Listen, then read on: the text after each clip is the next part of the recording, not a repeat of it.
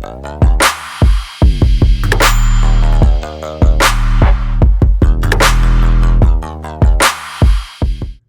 morning, you amazing people on YouTube.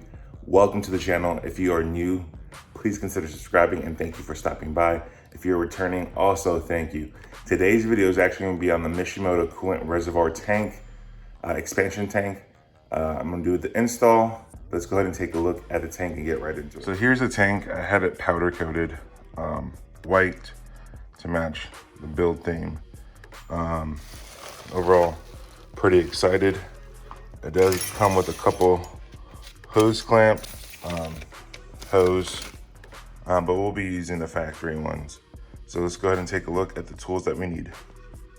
So what we're gonna need is a pitcher to put the old coolant in, 1/4 inch ratchet, short extension, 7mm socket, 10mm, and a needle nose pliers. So here's the factory coolant reservoir, coolant tank.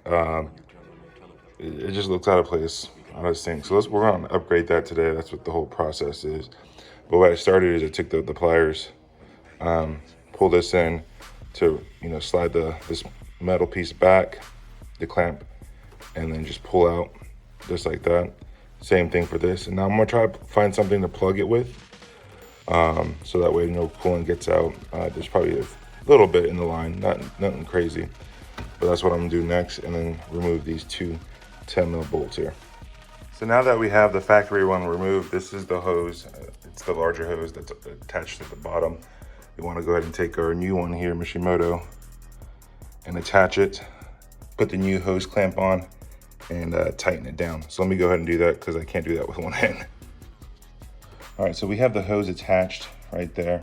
So see this little cutout, little piece sticking out? It's actually gonna go right here.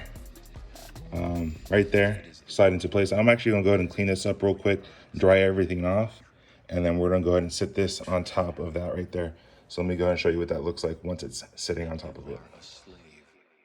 So we have everything in place. You sit it in that groove that I mentioned. So put the factory bolts on.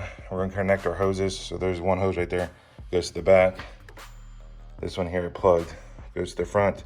Pour our coolant in, call it a day, put the factory cap on, and that's pretty much it, y'all. You guys are done. So once you connect the factory hoses in place, then you have the overflow hose, which is the one that's supplied.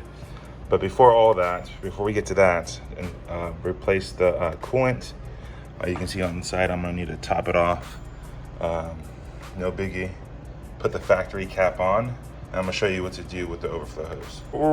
What we're gonna wanna do is take the bend, the 90-degree bend, and put it on the overflow right there.